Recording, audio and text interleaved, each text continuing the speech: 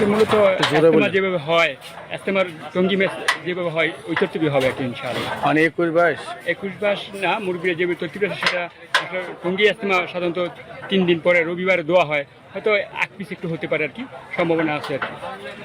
কি পরিমাণ মুসল্লির সমাগম হতে পারে? সমাগম তো হইতেছে, বাকি অনেক সমাগম হয়ে গেছে, বাকি আরও ইনশাআল্লাহ আসতেছে। জোহরের নামাজের ভিতরে ইনশাআল্লাহ আরও অনেক সাথে চলে আসবে ইনশাআল্লাহ। এমন কোনো সমস্যা না, নেই? কোনো সমস্যা হয়নি ইনশাআল্লাহ। দিনের কাছে কোনো সমস্যা নেই, আল্লাহ তাআলার সাহায্য আছে। আল্লাহ তাআলা আমাদেরকে মানে এই কাজের সাথে লাগাইছে, আর আল্লাহ তাআলা মানে এটির মধ্যে বরকত দিছে এমন যে মানুষ মানে ঢলের মতো নামতেছে, সবাই আসতেছে ইনশাআল্লাহ, স্বতঃস্ফূর্তভাবে অংশগ্রহণ করতেছে এখানে। আচ্ছা আচ্ছা। অর্থাৎ নারায়ণগঞ্জ জেলার সবগুলো উপজেলা থেকেই? হ্যাঁ, নারায়ণগঞ্জ জেলার যতগুলো উপজেলা আছে প্রত্যেকটা উপজেলা থেকে আমাদের সাথীরা আসতেছে। ইভেন আরও সাধারণ সাথী যারা, সাধারণ মুসল্লি যারা, এরাও সবাই এই ইজতেমায় শরীক হইতেছে ইনশাআল্লাহ। আশা রাখি মানে আসর পরে, মাগরিবের তো না, আসরের পরে ভারী মজমা হয়ে যাবে ইনশাআল্লাহ, সবগুলো মাঠ ভরে যাবে ইনশাআল্লাহ। দ্বিতীয়ত ঈমান আনিলাম তার ফেরেশতাগণের উপর, দ্বিতীয়ত ঈমান আনিলাম তার কিতাবসমূহের উপর, চতুর্থ ঈমান আনিলাম তার রাসূলগণের উপর, পঞ্চম ঈমান আনিলাম কিয়ামত দিবসের উপর, ষষ্ঠত ঈমান আনিলাম ভালো মন্দ তকদীরের উপর, সপ্তম ঈমান আনিলাম মৃত্যুর পর পুনরায় জীবিত হওয়ার উপর। এই 7টা বিষয়ের উপর ঈমান আনা। এর জন্য ইব্রাহিম আলাইহিস সালাম আল্লাহকে প্রশ্ন করতে শহীদ ক্বালা ইব্রাহিম রাব্বি আরিনি কাইফা তুহিল মাউতা।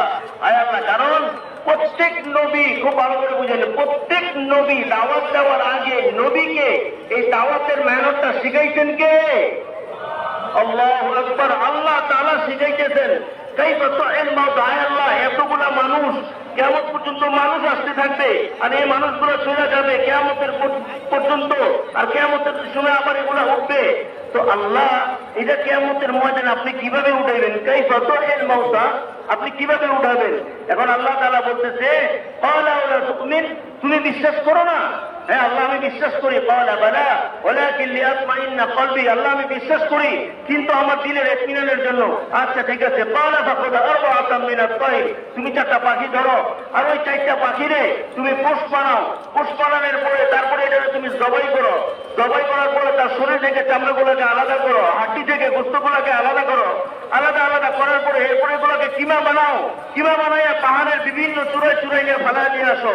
ফালায় দিয়ে আসার পর, কথা খুব ভালো করে বুঝে দিস, কারণ মানুষ রক্তে মারা গেছে, এই ময়দানে কত কবর আছে কেউ জানে না। 100 বছর আগে, 200 বছর আগে, 300 বছর আগে, 400 বছর আগে, 500 বছর আগে কে কোন জায়গায় মারা গেছে, কই তার হাত, কই তার পা, কই তার চোখ, কই তার নাক, কই তার দাঁত, কই তার ফেফড়া, কই তার গুর্দা, কে কোথায় তার শরীর, কোথায় তার বডি, সে নিজেও জানে না। কাইফা তুহিল মাউতা, হে আল্লাহ, মৃত্যুর পরে আপনি কিভাবে জীবিত করবেন?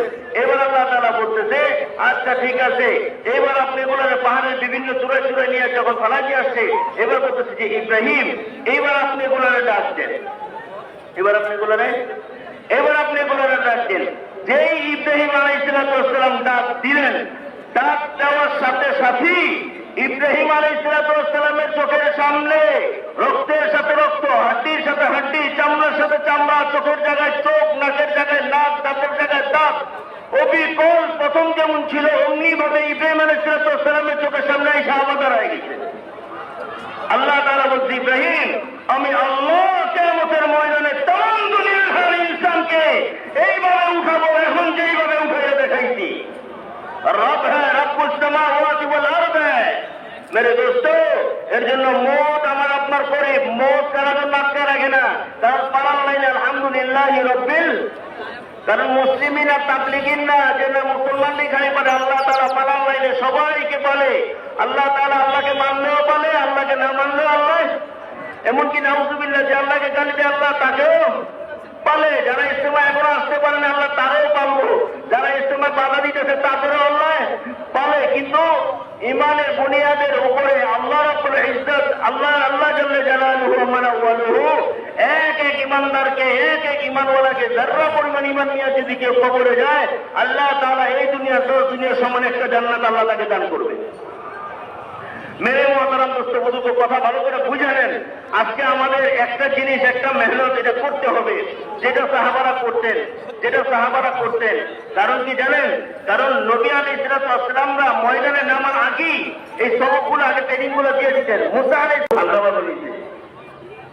এই ইজতেমা জরুর লাইভ প্যান্ডেল সব কিছুর উদ্দেশ্য একটাই যে দাওয়াতের কাম दावत और इबादत को जमा करना। हमारा जमा होना सिर्फ जमा होने के लिए नहीं है, আমাদের জমা হওয়া শুধু জমা হওয়ার জন্য না। ভালো করে শুনালেন ভাই, গেলাম ভালো করে বুঝালেন কথাটা যে সাহাবা সাহাবা पर गश्त करते थे, সাহাবা সাহাবার উপরে মেহনত করতো। আর এই কথা বলতো এরকম না যে 3 চিল্লার সাথে একজন লিস্টওয়ালার দাওয়াত দিতেছে।